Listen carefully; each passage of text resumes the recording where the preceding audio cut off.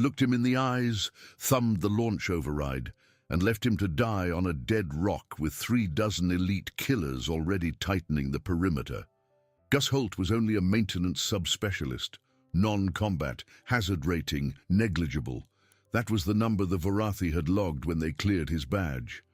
High Warden Kreth had signed the manifest herself, half listening because the human with the squeaky-wheeled cart smelled faintly of coffee and machine oil, and he had a fresh brown stain on his sleeve that he did not seem embarrassed by. She had left him at the boiler manifold because he was less than useless in a firefight, and she needed the honor guards on the treaty floor. She was wrong about a great many things that night. 6 months later, she came back to collect his bones and found no grave. She found a mountain of the enemy stacked like cordwood in the machine deck, a wrench welded to a pipe like a memorial, and a man who had simply refused to die on the schedule anyone had drawn up for him. The air in Waystation Herath Null tasted like copper burned ozone, and the greasy vapor of coolant no one had bothered to log. 6 hours before the killing started, the station rode a lopsided orbit around a small yellow star nobody had bothered to name, past a catalogue number, and its hull was patched in 3 shades of scavenged plating because the Concordat had run out of budget the same year it had run out of paint. Kreth stepped off the docking pier and did not look at the human at the maintenance rail. She logged him the way she logged the light fixtures. He was part of the room. Her true name was a sequence of dental percussions, the translation matrix compressed into the single soft syllable, Kreeth. It had been given to her by her mother, who had been a warden before her, on a world where infants who could not scream through the birth heat did not survive their first hour. The word meant in the old speech, the one who bites first. She had bitten first for 43 of her 48 standard cycles. "Deathworld," said Second Warden Yulm at her elbow, in the tone of a species accustomed to being asked to explain itself. He was speaking to the station commander, a nervous Ithran with too many hands and not enough seniority. Vorath rotates within its parent's tidal grip. Gravity peaks near 1.7 standard. Atmospheric methane concentrations would render most of your delegates unconscious in minutes. "Impressive," said the commander, who had heard the speech before and now had to hear it again. "Our muscle fiber density is approximately 3 times the galactic average." Yulm continued oblivious. "Bone tolerance likewise. Our children learn to survive magma vent shifts before they learn to speak. We are, in your terms, the last remaining Deathworld species with treaty representation. It is important context when negotiating with us." The commander made agreement noises with 3 of his hands. Behind them, the human with the cart pushed past. The left wheel squeaked. He nodded politely at Kreth in passing. She did not nod back. "Sorry, ma'am," he said. "Loose bearing. I keep meaning to pull it apart, but every time I sit down, someone breaks a pump." His voice was low and slow, the kind of voice that had been trained by long hours of talking to boilers that were about to embarrass him. She turned her head half an inch to look at him. He was tall for a human, wide across the shoulders. The stain on his sleeve was drying to a rust color. His hands were the largest thing about him, and each of the fingers had been broken and reset at least once. She could see the healing. There were 9 or 10 separate fractures reset badly enough to leave the joints crooked, and yet he handled the cart with the delicacy of a jeweler. "Please," she said in the flat cadence of the translation, "do not delay." "Yeah, no, sorry." He kept moving. Yulm watched him go and did not lower his voice. "That is the local maintenance rating, the one your files call boiler subspecialist?" "Human contractor," said the commander. "The station's plumbing is older than most treaties. He is very good with old plumbing." "He is soft," said Yulm. Kreth did not answer. Her eyes had already moved past the human and were counting exits. The treaty floor was a repurposed cargo bay under the observation dome. Someone had strung silver cloth over the deck plates and set a ring of chairs so that no delegate would be facing away from another. The chairs were not equal in height because someone had rounded up the wrong number and the HFY delegate had drawn the low chair. She noticed him noticing that. His name was Ambassador Vool. He was long and pale, and his eyes did not move when the light shifted. HFY eyes were sheathed, protected against the 600-degree glare of their sun-facing hemisphere. He had spent the morning making bland statements about mutual respect. She trusted him roughly, as far as she could throw the docking pier. "You seem distracted, Warden," Vool said mildly. "Perhaps you have concerns about the security of this facility." "I have concerns about the honesty of the parties at this table," Kreth replied. "How refreshing," said Vool. Halfway through the second session, the coffee ran out. The station's synthesizer was down for what an announcement called routine maintenance. The Varati did not drink coffee. The HFY did not either. The Ithran commander drank a green protein slurry from a bulb the size of his head. Only the two human observers on the far bench, and later the maintenance man in the corner, seemed to care. She had not noticed him come in. He had a mop and a bucket, and he was working the corner behind the delegation chairs. And when he moved, he did not squeak the wheel this time. He was carrying a battered metal thermos on his hip that had been repaired at the lip with a strip of red tape. He looked at the empty coffee urn. He looked at the thermos. He looked at Ambassador Vool. He said nothing. He unscrewed the thermos, poured a black stream into the urn, screwed the lid back on, and went on mopping. Ambassador Vool watched all of this without moving his eyes. When Vool at last shifted his sheathed gaze to Kreth, she found that a very small muscle in his jaw was working. It was, she realized later, the first thing about Ambassador Vool she had seen move on its own. The coffee steamed. One of the human observers filled a cup, tasted it, and made a face of religious gratitude. "Good stuff," he said. "Duluth roast," said Gus, without looking up from the mop. "You brought it from home." "I bring everything from home." He wheeled the bucket back out. The squeak of the loose bearing followed him down the corridor for a long time, because Waystation Herath Null had corridors that curved without ending. Kreth watched the door slide shut behind him and did not know why she had been watching at all. "Human maintenance," said Yolm quietly at her ear. "How his species negotiated its way into the Concordat is a mystery I do not intend to solve tonight." "You are certain," she said, "that they negotiated?" Yom did not laugh. Yom did not laugh at anything. The evening session ended without incident. Ambassador Vool made a speech about future cooperation. He shook Kreth's uninjured hand and told her with grave courtesy that he would see her in the morning. She replied that she would count on it. She was thinking, when she said it, of a knife. At 0100 station time, she took a walk. She was not sleeping. She never slept the night before a treaty signature. The corridors were empty in the way that stations are only empty in the small hours, and her footfalls were the only sound above the constant low sigh of the recyclers. She turned a corner and almost walked into the human. He was crouched at a wall panel. He had a hand light in his teeth and both hands inside the panel, and he was doing something to the wiring that a person who had not read the manual would not have known was possible. She stopped. "Sorry, ma'am," he said, around the light. He set it down.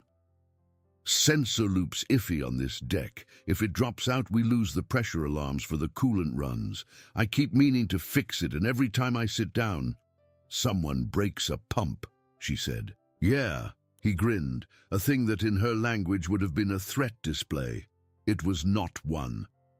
"You got it." She looked at the panel.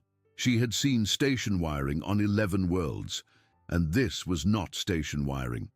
He had rerouted the sensor loop through a secondary emergency bus that, according to every civilian manual, did not exist on this pattern of hull.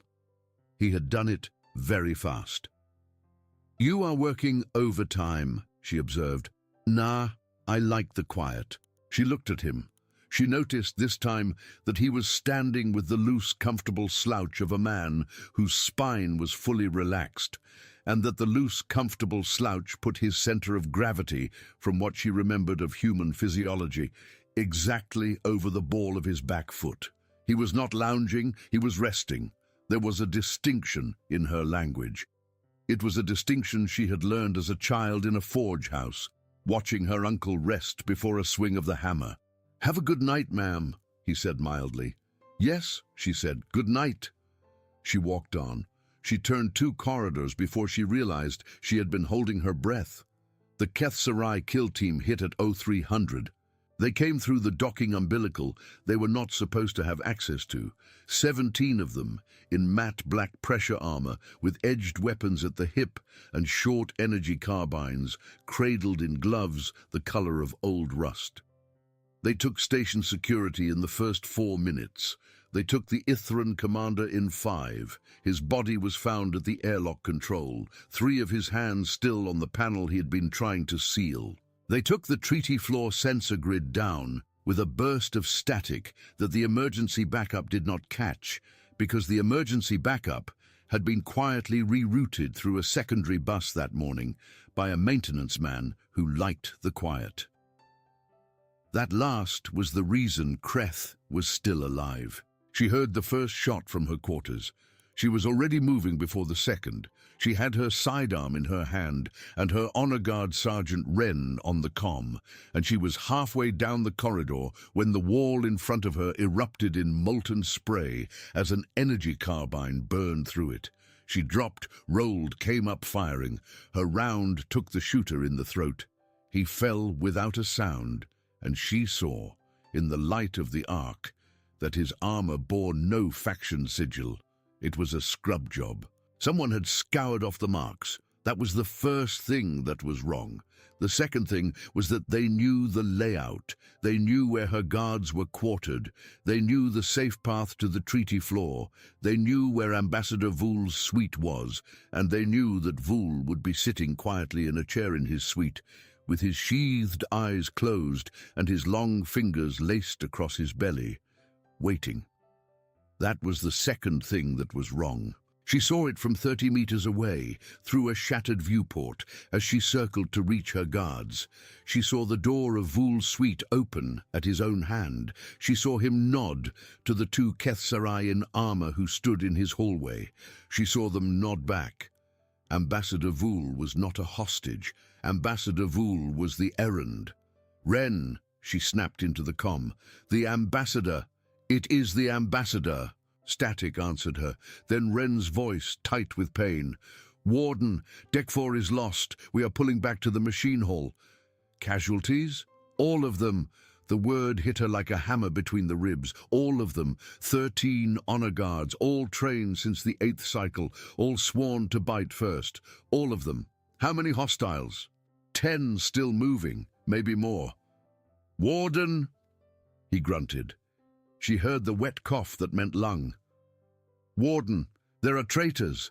2 of Yolm's aides.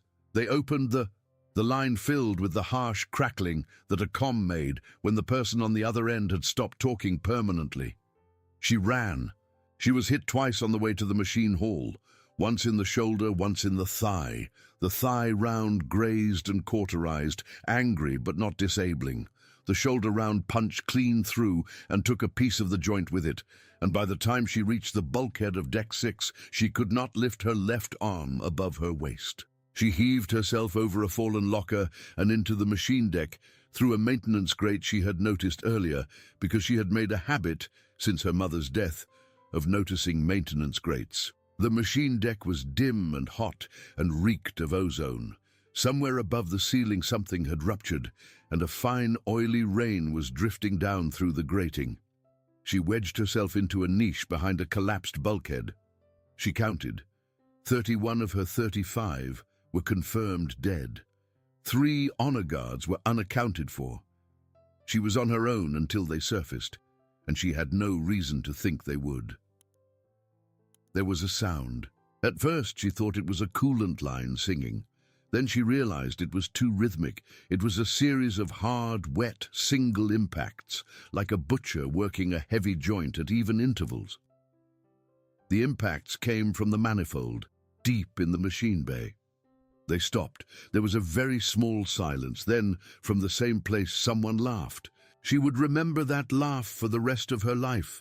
It was not the laugh of a lunatic. It was the laugh of a man who had heard the same bad joke told at his expense many times and had decided tonight, in this precise place, to answer.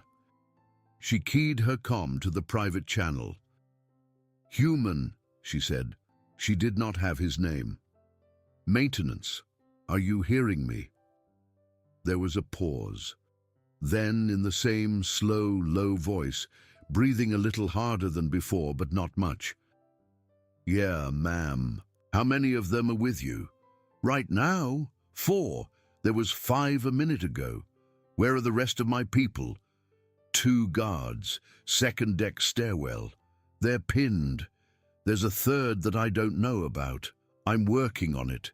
She stared at the ceiling. The oily rain drifted down. "Human," she said. "What is your name?" "Gus," he said. "Gus Holt." "Ma'am, I'm going to have to put you on hold." "Company." He clicked off. She heard, through the vent, the flat carbine cough of a HFY weapon. She heard the ring of something metal striking something armored. She heard a very short scream. She heard distinctly a voice she recognized as Ambassador Vool speaking calm, formal HFY in the private officer's dialect, coming through her earpiece because Vool had, evidently, never bothered to switch his implant off the treaty channel. Vool said, in the private dialect, "Report." A different voice, tense. "Assault leader Thresharak reports the maintenance quarter is more difficult than modeled." "Explain." "There is a human in the boiler room, sir. He has killed 4. There was a small pause. A human. Vool said the word the way another species might have said a mild profanity. "One of the observers?" "No, sir. The custodial contractor. The one with the coffee." "Yes, sir." There was another small pause. Kreth could not read Ambassador Vool's face, and now she did not need to. His voice was doing all of the reading itself.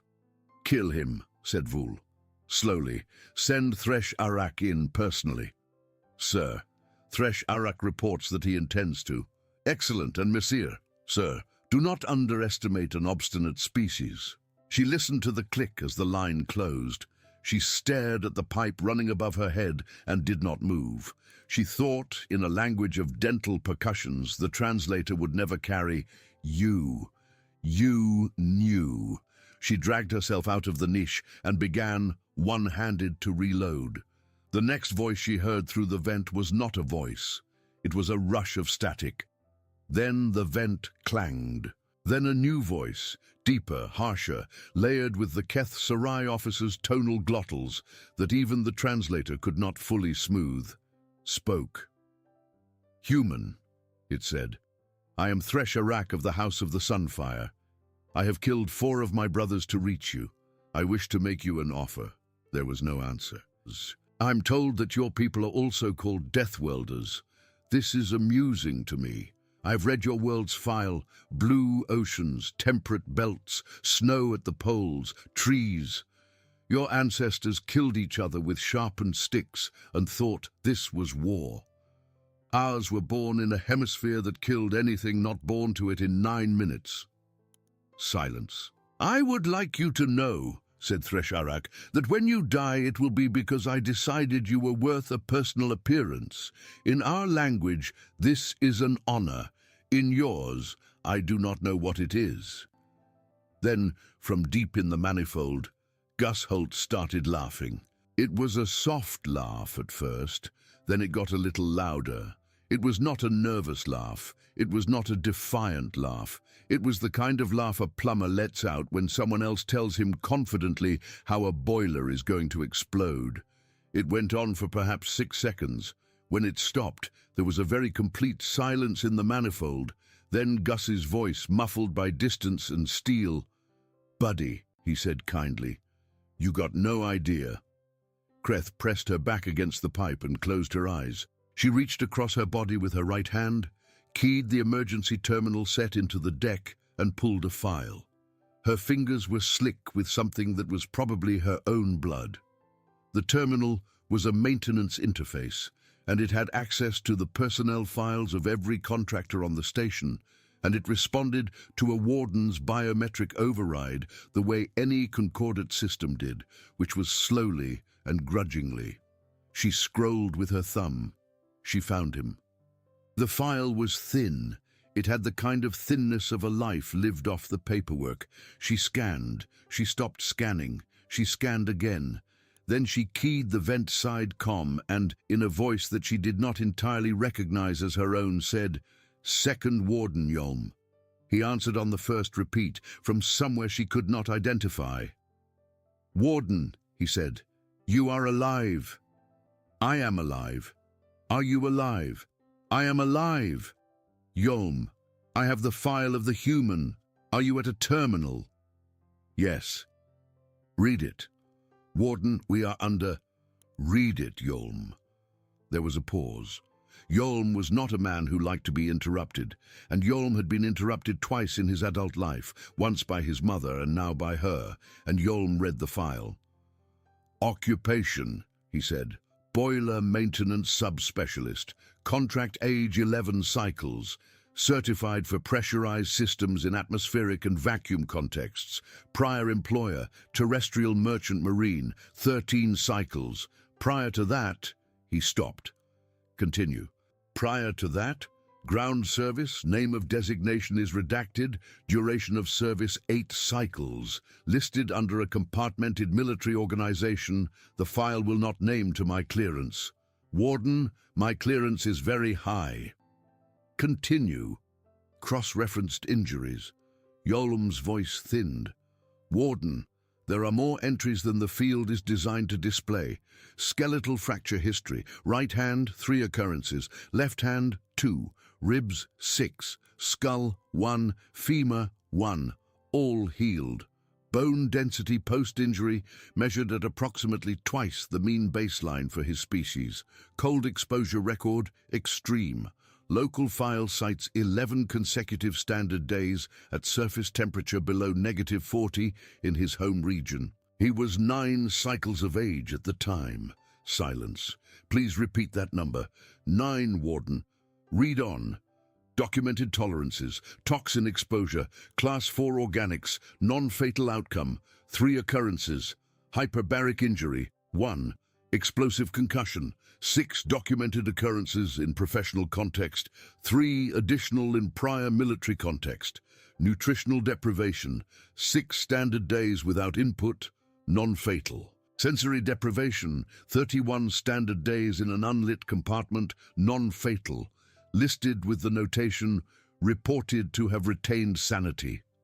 The vent was ticking softly. Somewhere far away, someone was screaming, and then wasn't. "Yolm," she said. "Where is he from?" "Duluth," Yolm said.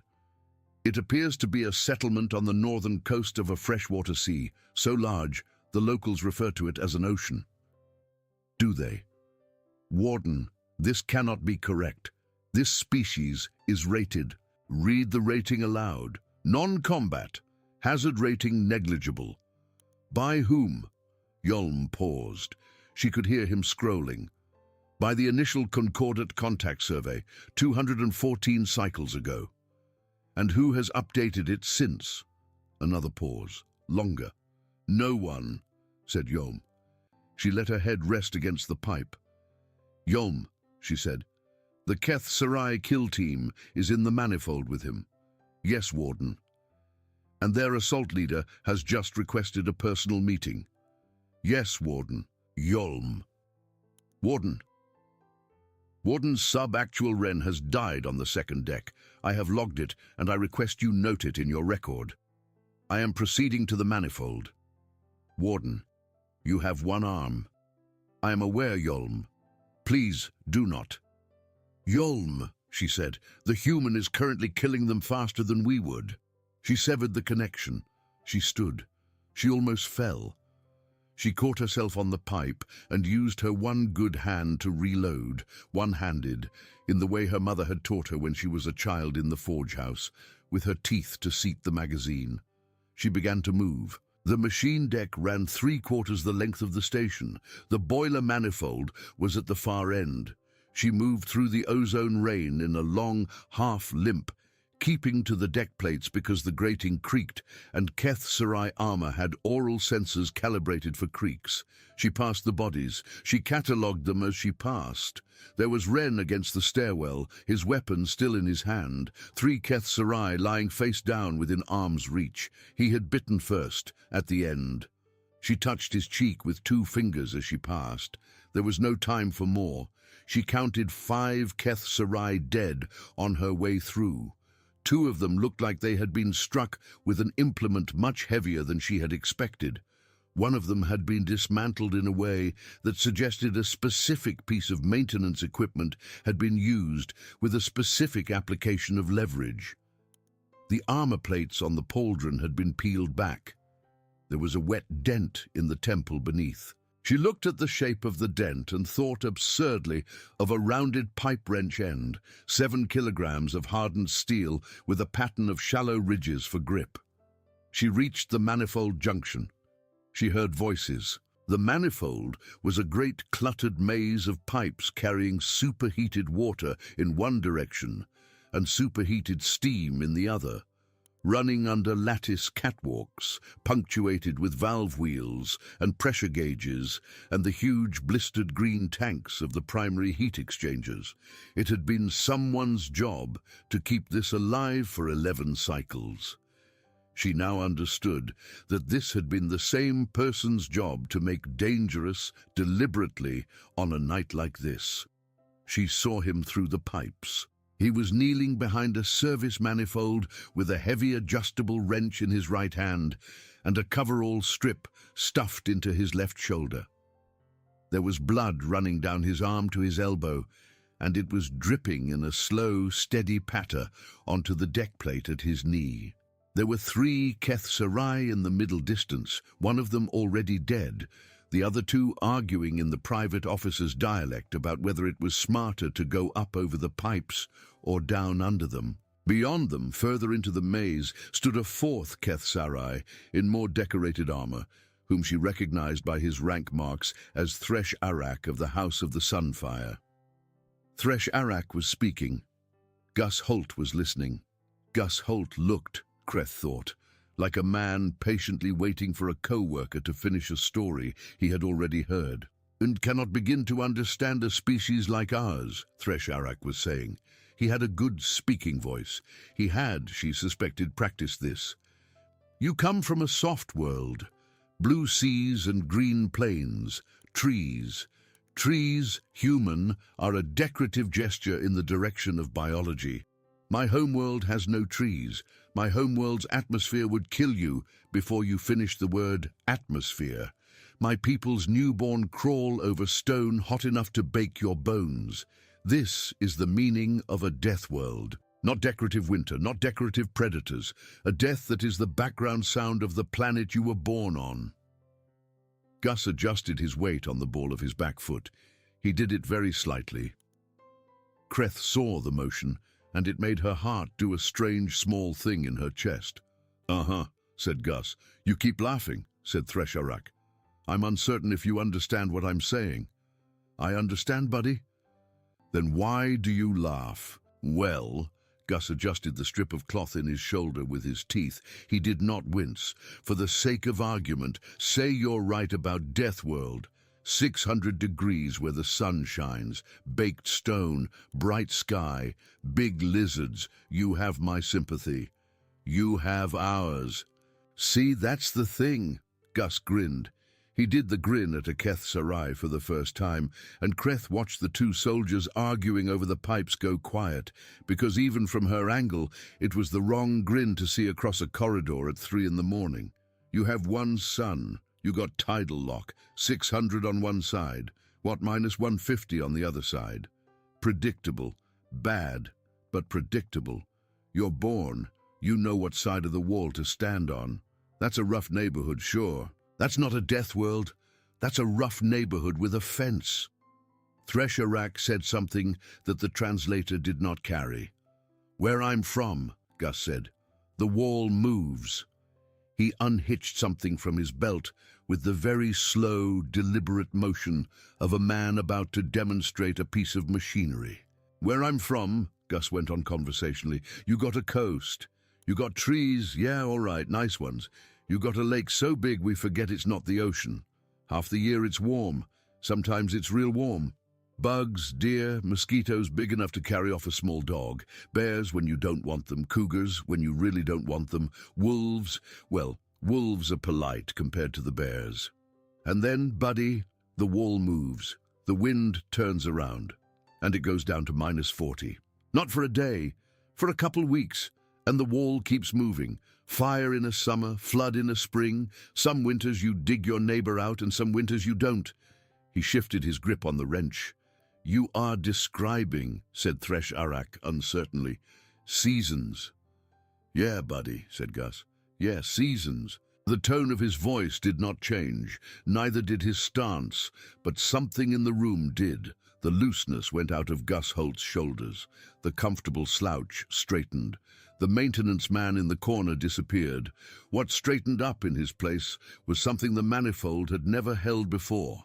And Kreth, who had bitten first for 43 cycles, felt every scale on her back lift. "So here's the punchline," said Gus. "On my planet the wall moves.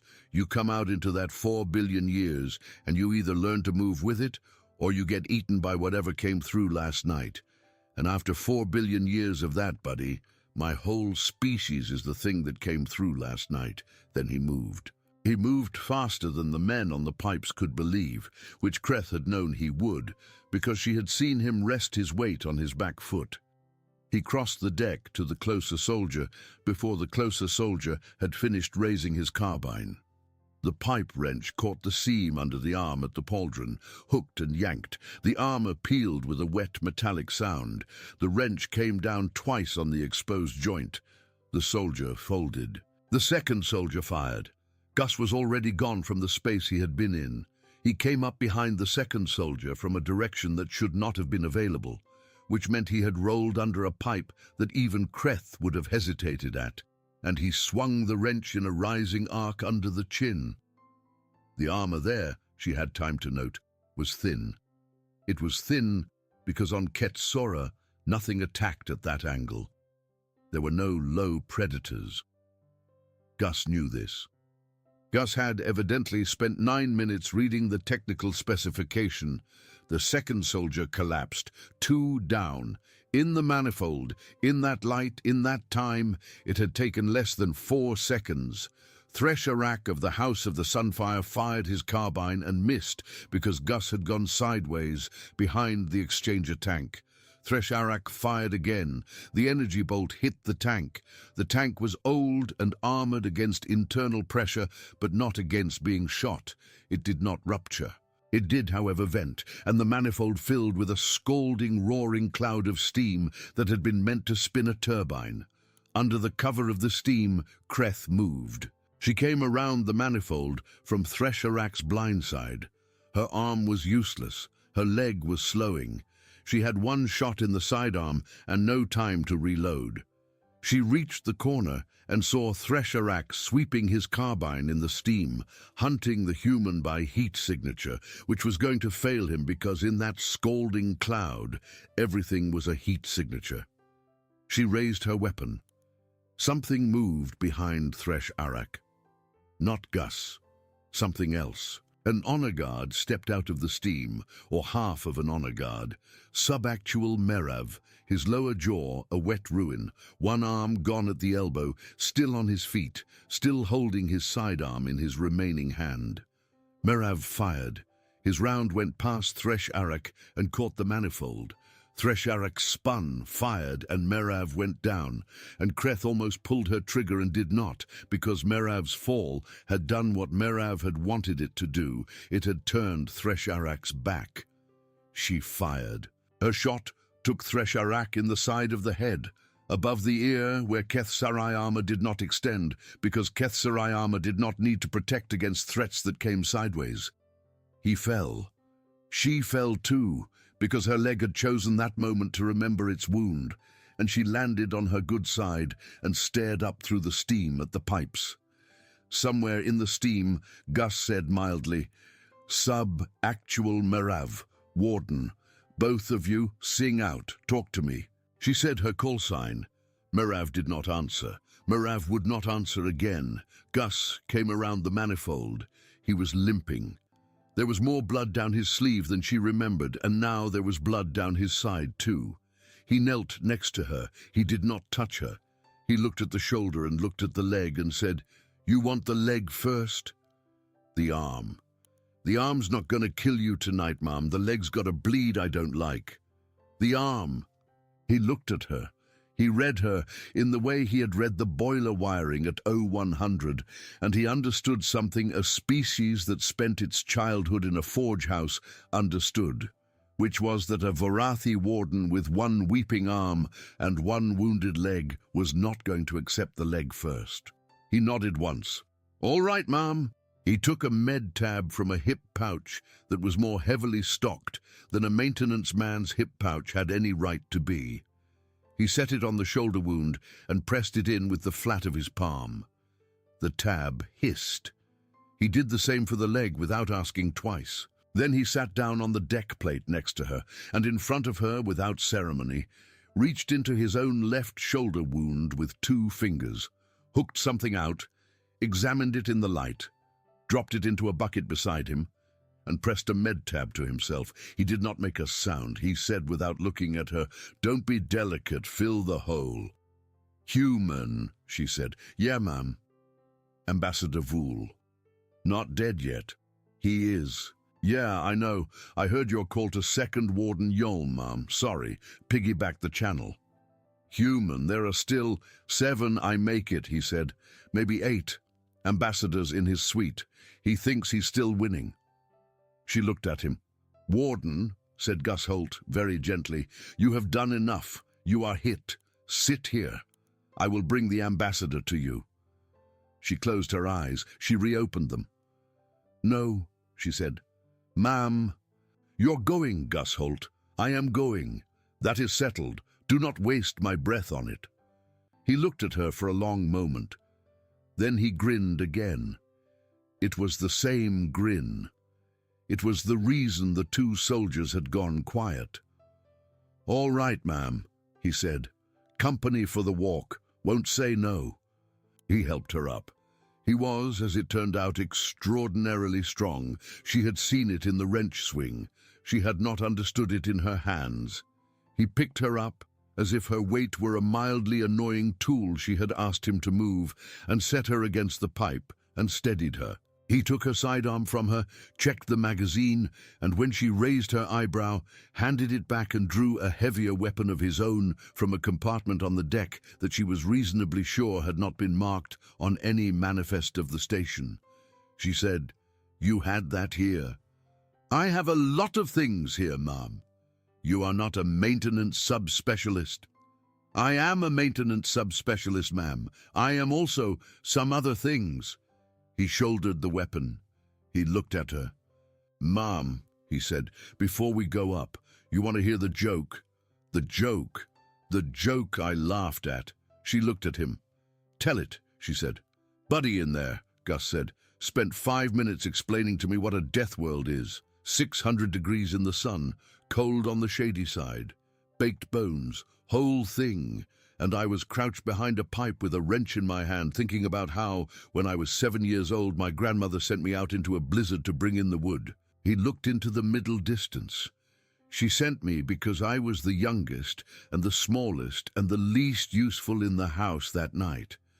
I was 7. It was -20 and dropping.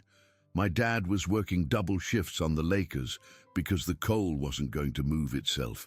My uncle had frostbite from Tuesday, and my grandmother handed me the axe, buddy. She handed me the axe and she said, 'It's your turn to keep us warm.'" He shrugged. It was a small motion. "I brought in the wood," he said. "I chopped it. I stacked it, I fed the stove, then I went to bed, and in the morning my grandmother said, "Good boy," and put a plate of eggs in front of me. She was a soft woman. That was a soft thing she said. He looked at Kreth. "That's a death world, Mom," he said. "That's what a death world is. The wall moves and your grandmother hands you an axe. And then in the morning you get eggs and you go do it again." She did not answer. There was no answer to that in Vorathi. He nodded, satisfied, and turned toward the stairwell. They went up. She limped. He walked with the slow, patient walk of a man carrying tools who did not want to jar his shoulder. They took the service stair. He knew where the sensor loops were dark. He had made them dark. On the second landing, he stopped, held up a hand, listened, and then, without warning, reached around the corner with the pipe wrench still in his left hand and swung it. There was a wet clang, and a Keth Sarai in a spotter's harness folded forward through the doorway and did not move again. Gus tucked the wrench back into his belt. 6 left, he said. Maybe. They climbed. Somewhere below them and behind them, the manifolds sang the long metallic complaint of a station whose systems were about to have a very hard conversation with themselves. She could feel the drop in air pressure through her ears. "You breached the pressure hull," she said. "Just a hair. The Keth Sarai boarding boat is still docked at Umbilical 2. Their pressure is linked to ours through the umbilical." I nudged our side. "Their side is dropping. Slowly, so nobody upstairs notices.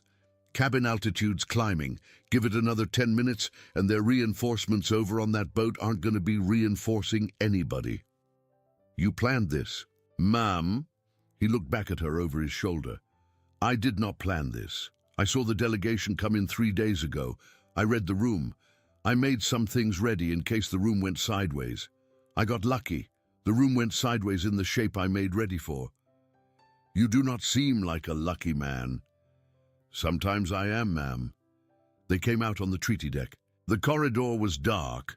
The emergency lighting had failed here first, and the only illumination was the long red arterial glow of an evacuation strip along the floor. Ambassador Voul's suite was at the far end. The 2 guards in his hallway from earlier had been joined by 4 more. 6 Keth Sarai in a tight defensive posture. Behind them, through the open door of the suite, she could see Voul. He was sitting exactly as she had imagined. Legs crossed, fingers laced, eyes sheathed, waiting. 6, Gus murmured. 6, she said. "You take the 2 on the left?" "With 1 arm." "You'll manage, ma'am. You bit first for a very long time." She looked at him sharply. "You read my file also?" "Yeah, ma'am." "When?" "About the same time you were reading mine, Mom." She almost laughed. She did not. Vorathi did not laugh. A Vorathi laugh was, in her language, the sound one made before biting. They moved. She would file the following later as unconventional combined arms engagement. The report would be considered a formal masterpiece within her guild for its precision, and would be considered, in a small number of dissenting circles, a piece of grim comedy. The truth of it, as she remembered it, was neither. She fired her weapon dry into the 2 on the left flank and dropped them before they could raise a carbine, because Gus Holt drew the fire of the 4 in the center by rolling out from behind the doorway with a piece of station bulkhead in front of him as a shield. The bulkhead absorbed 3 energy bolts and then delaminated. Under the delamination, Gus threw the wrench underhand. It caught the middle guard in the throat, where the armor did not reach, because Keth Sarai did not think of the throat as a battlefield vulnerability. That guard went down. Gus was on the second guard before the second guard could adjust. He drove the man's helmet into the wall until the wall was wet, and then he had the second guard's carbine, and he shot the third guard's center mass twice, and the 4th guard on the way through. It took perhaps 6 seconds. He stood in the corridor breathing hard. He looked down at himself. There was a smoking hole in his side where the second energy bolt had grazed him through the failing bulkhead. He put a hand on it. He said softly, "Well?" Then he walked into Ambassador Voul's suite. She followed. She did not have the strength to stop him, and she did not want to stop him. She wanted to see Voul's face when he understood. Ambassador Voul did not stand. He looked up as they came in. His sheathed eyes tracked first Gus's silhouette, then the wrench on Gus's belt, then Kreth in the doorway behind him. The smallest muscle in his jaw was still working. It was, Kreth was reasonably certain, the only thing about Ambassador Voul that was moving on its own. Everything else in him was very still. "Ah," said Voul at last. "Ambassador," said Gus mildly. "I want to be up front. I'm not going to kill you, not because I don't want to, because the warden here is going to need you alive for the tribunal. The tribunal is going to want to hear how you cooked up a false flag hit on a Varathi delegation on a Concordate station and who you were working for. Because it isn't just you, is it, buddy?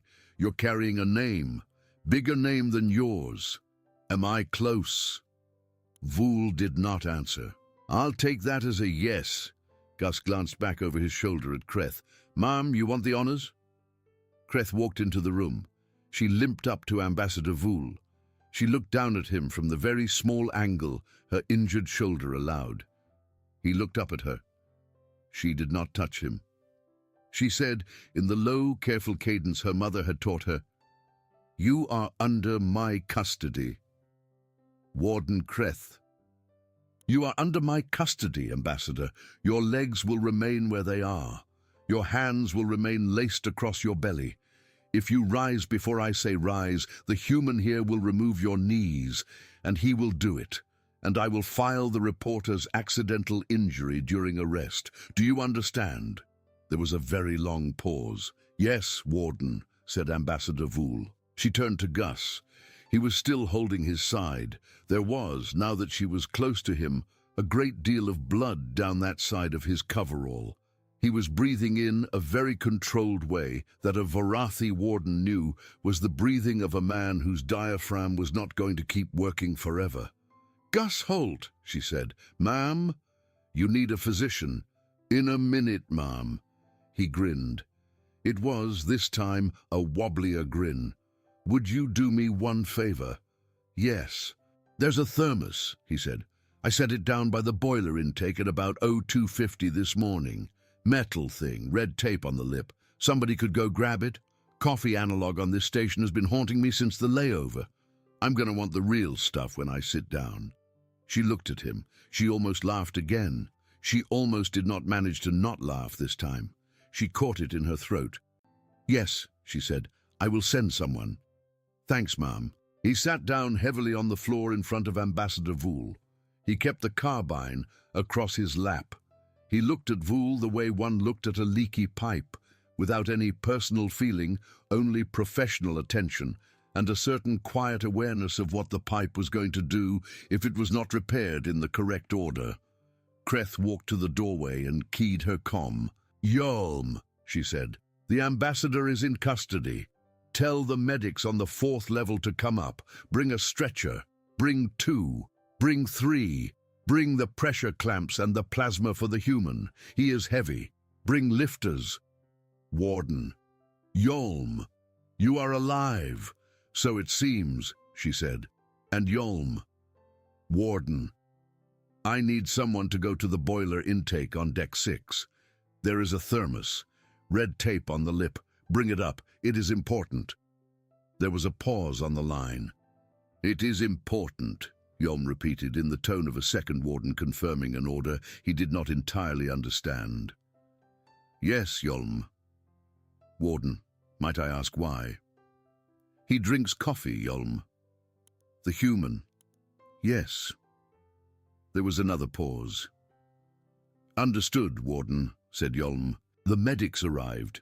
They loaded Marav and the honor guard from the second-deck stairwell and the last surviving guard from the manifold, who had held for the better part of an hour with a piece of pipe and a hunting knife against 3 Keth Sarai on the level below.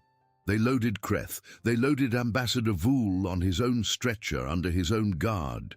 They loaded Gus Holt, who was by then quite grey, into the largest stretcher they had, and it groaned under him. They put the thermos on his stomach. He opened his eyes when he felt it. He put a hand on it. He looked past the medic and found Kreth and grinned. "Thanks, ma'am," he said. "Rest, Gus Holt." "Yeah, ma'am." He rested. The dawn came up over Waystation Herathnal with the slow blue creep of a distant star through the observation dome, and the treaty floor was empty except for the silver cloth on the deck and the ring of unequal chairs. And Ambassador Vool was in a holding cell 3 levels down, and the Keth Sarai boarding boat was, as Gus had predicted, a very quiet thing at the end of an umbilical whose atmosphere had gone, over the course of an hour, to something almost identical to hard vacuum. Second Warden Yolm found her in the medical bay 2 hours later. He stood at the foot of her cot for a long time before he spoke. "Warden," he said. "Yolm. The count from the manifold is complete. Give it." Thresharak's kill team came aboard at 17. 15 bodies have been recovered. And the other two? The other two are in the boarding boat, Warden. They did not appear to have survived the pressure differential. So he cleared the manifold. He cleared the manifold, Warden. He also, as he informed us, did some additional accounting. How much additional accounting? 32, Warden. She turned her head on the pillow. 32. Yes, Warden. He asked me to tell you he was pretty sure it was 32. Pretty sure. He said, and I'm quoting, "Ma'am, we killed 32 out of 35. The other 3 are the ones in the vacuum. Tell her we got them all." She looked at Yolm. Yolm looked at her. Yolm said carefully, "Warden, the initial concordant contact survey rating for the human species is going to require revision." "Yes, Yolm. I have taken the liberty of preparing a preliminary petition on your behalf." "Yes, Yolm. For what shall I petition, Warden?" She stared up at the ceiling of the medical bay. The lights were the wrong color. All medical bays across the galaxy had lights that were the wrong color. "Yolm," she said, "petition for a treaty of mutual recognition with Earth under the classification of Deathworld, confirmed, bilateral." There was a pause. She heard Yolm's pen move. "Warden," Yolm said, "the Varathi have not recognized another species as a Deathworld peer in 1140 cycles." "I am aware, Yolm." "May I ask what changed your mind, Warden?" She thought about it. She thought about the manifold. She thought about Ambassador Vool's small, twitching jaw. She thought about the file that Yolm had read aloud in a voice that had thinned. She thought about a laugh in the dark that had answered a proper Deathworlder's speech with the mild patience of a plumber who had heard the same bad joke about how boilers worked from many people over many years. She thought mostly about a 7-year-old in a blizzard with an axe. "He laughed," she said. Yolm wrote it down. Gus Holt was moved from the station's medical bay to a Varathi corvette that same afternoon because the Ithran station physician looked at his file and, in a very small voice, said that the injuries were beyond the medical protocol the station had been supplied with, and that if the human was going to live, he would live under Varathi care or under his own species's care, and no one had time to reach Earth. Kreth signed the transfer order with her right hand. She visited him on the corvette that evening. He was in the primary regenerator, a smaller model of the tanks the Varathi used to grow honor guards back from their worst battles. The tank was fitted to Gus's body imperfectly because it had been sized for Varathi frames, and Gus was several dimensions off. The nutrient bath was cloudy with metallic filings because Gus had been carrying a great deal of shrapnel in places nobody had been able to reach yet. He looked, floating in there with his eyes closed, like an old fisherman someone had put in the deep freeze. She sat down beside the tank and waited. After a while his eyes opened. He looked at her through the fluid. He mouthed something. The tank's sensor caught it and put it in her comm. "Ma'am," said his voice, flatly synthetic through the tank, "you look like hell." "You should see yourself, Gus Holt." He laughed. It came through the sensor as 3 flat clicks. It was a laugh anyway. "How long they gonna keep me in here?" he asked. 2 standard days, perhaps 3. That's a lot of coffee I'm not drinking, ma'am. I will save it for you. Appreciate that, ma'am. She sat with him for a while. Gus Holt. Ma'am, there is a question I must ask you. Shoot. The night before the attack, when I found you in the corridor, you had already rerouted the sensor loop. Yeah. Why? He was quiet for a while, drifting slowly on the current of the tank. Ma'am, he said, you want the boring answer or the honest one? Both. Boring one first. I was contract maintenance. My job was to keep this station running. Rerouting the sensor loop through a backup bus is standard when the primary is starting to flicker. I noticed the primary was starting to flicker. I put in the fix. I do that once a week. And the honest one. Honest one. He drifted. Ma'am, I've been on stations before. I've been on stations where things went sideways. Something about the way Ambassador Vool sat down in that meeting made every hair on the back of my neck stand up. He picked the lowest chair on purpose. He wanted people looking down at him. He wanted people underestimating him. And people who play that game are not there for the reason they say they're there. So I made sure a couple of things would still work if the lights went out. You did not tell anyone. Ma'am, no offense. I'm a contract janitor. Who's gonna listen to me? I would have listened. You didn't nod at me in the hall, ma'am.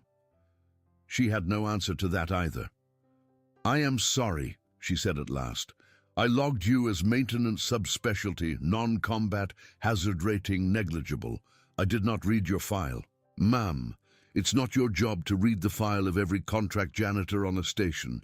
You had a treaty to run. Vool was betting on that. I know how that bet works. Don't beat yourself up. I am not beating myself up. I am acknowledging error. Same thing where I'm from, ma'am. Where I'm from also. He grinned in the tank. She sat for a while longer. Then she stood. Gus Holt. Ma'am, when you are out of that tank, there is a formal debrief. The tribunal, the Concordat auditors, Ambassador Vool's backing faction, my guild. There are questions that will be asked of you. There will be a great many questions. There will also be, I suspect, offers. Offers. Employment offers. My guild in particular is going to have some interest in you. He looked at her through the fluid. Ma'am, he said, respectfully, I don't lift heavy stuff for a warden guild. I'm a boiler guy. You are not a boiler guy. I'm absolutely a boiler guy, ma'am. Was before I was anything else. Been one for 11 years since I stopped being anything else. Plan on being one for the rest of my working life. I do good work on boilers. I do it because I like the quiet. If your guild wants a boiler guy on retainer, we can talk. She looked at him. You are the strangest species I have ever met, Gus Holt. Ma'am, you've barely met us. She left him drifting in the tank with a very small smile on his mouth. The debrief took 6 days. Ambassador Vool named a name. The name belonged to a Keth Sarai noble house that had been quietly stockpiling resources on the shadow side of Ketsora for the better part of a decade. That name, cross-referenced with 3 unresolved incidents in Concordat records, closed several very old files and opened a very new one. The Concordat convened a joint session. The joint session moved a rare unanimous vote to place the noble house in question under sanction, to freeze its off-world holdings, and to open a formal inquiry into 2 other members of the treaty body who had been in receipt of unusual gifts from that house. Second Warden Yolm's petition passed on the same session. Under justification, he had entered a single line at Kreth's request. Deathworld status confirmed bilateral. Earth signed within the standard month. The Treaty of Mutual Recognition became the first bilateral Deathworld treaty in 1141 Vorati cycles. There was a ceremony. There were speeches. Ambassador Vool watched the ceremony from a cell. Greth attended the ceremony with her arm still in a sling and her leg still stiff. She stood next to a mid-level trade envoy from a place called the North American Coordination Authority. The envoy was a small, brisk woman with dark hair and a firm handshake, and she informed Kreth that Earth was very pleased. Kreth informed the envoy that the Varathi were also, in a fashion that was appropriate to Varathi expression, pleased. She then requested on record a small, unusual favor. She requested that the Varathi Guild be permitted, when convenient, to contract a specific Earth national on a retainer basis. The envoy checked her tablet and said that the specific Earth national in question had already that morning been offered a promotion within his existing employer, which the envoy would be delighted to help Kreth negotiate around. Kreth said she would take that under advisement. The last conversation of the day happened 3 levels below the ceremony, in a maintenance corridor Kreth had asked to be directed to. She found Gus Holt at a wall panel. He was crouched in a very familiar posture. He had a hand light in his teeth and both hands in the wiring, and he was doing something to the sensor loop that a person who had not read the manual would not have known was possible. She stopped. "Sensor loop's iffy on this deck," he said around the light. "You get used to it. You are still a boiler guy." "Ma'am, I am still a boiler guy. I am told you have refused the promotion." "I have refused the promotion, ma'am." "Why?" He set the light down. He looked up at her from a comfortable crouch, and the loose, comfortable slouch was back because the wall had gone still again. "Ma'am," he said, "I like the quiet." "Yes," she said. "You keep saying so." She hesitated. Then she said, and she surprised herself, "I am going to be assigned to Concordat Liaison, to Earth, for a period. I am going to be, essentially, my species' ambassador to yours. It is a post I did not ask for." "Well," Gus grinned, "somebody had to get it, ma'am." "I would like to ask a favor." "Ask, ma'am." "When I'm on Earth, in your city, if it is possible, the one with the freshwater sea that is called an ocean." "Duluth." "Duluth. I would like, when I am there, to sit in your kitchen and to drink the coffee that you keep in your thermos, and to listen to you tell me the story of the night your grandmother handed you the axe." He looked at her for a long moment. "Ma'am," he said, "you come to Duluth. I'll pour you a cup so strong you'll swear you can lift the station with it, and I'll tell you the whole story. And after that, I'll take you outside. I'll show you the lake, and you'll see." "See what?" "See what a death world looks like when the wall isn't moving, because most of the time, ma'am, it isn't. Most of the time, it's just a lake and some trees and some birds and some real cold coffee. The wall moves maybe twice a year. That's the trick. That's why we're the way we are, because we forget." "Forget?" "We forget, ma'am, between winters. That's the death world part, not the winter, the forgetting." She thought about it. "I will visit Gus Holt. I'll put the kettle on, ma'am." She left him there, in the comfortable slouch, with the hand light back in his teeth and both hands in the wiring, fixing something a person who had not read the manual would not have known was possible. She limped back up to the observation dome. She stood under it for a long time. The station's small yellow star had set below the curve of the world. In its place, out past the docking pier, the black had begun to fill with the very faint far lights of ships coming and going, and further out, the true stars. She thought about the report she still had to write. She thought about the name Ambassador Vool had given up, about the noble house, about the 2 members of the treaty body who had been in receipt of gifts, about the sanctions, about the joint session, about the ceremony that had just ended one deck above her, at which a small, brisk envoy from a place called the North American Coordination Authority had firmly shaken her hand and said, in exactly the tone Gus Holt had used with the mop and the coffee urn, "Good stuff." She thought about the manifold. She thought about the grin. She thought about a 7-year-old with an axe in a blizzard.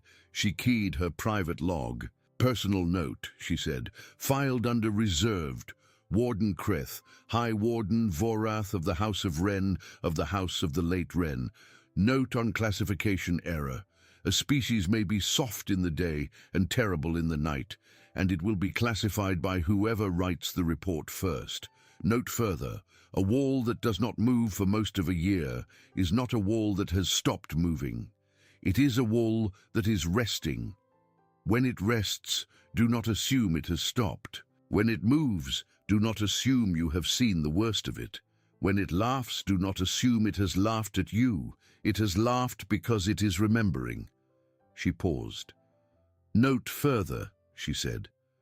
Do not assume that a human bringing you your coffee is only bringing you your coffee. Personal note ends. She closed the log. She looked at the stars a little longer. Then she went to write the official report, and she wrote it plainly, and she wrote it well. She noted the 17 boarding party and the 15 recovered bodies, and the 2 in vacuum. She noted the treaty preserved. She noted the ambassador in custody. She noted the noble house named and the sanctions filed. She noted the ceremony held. She noted the treaty signed.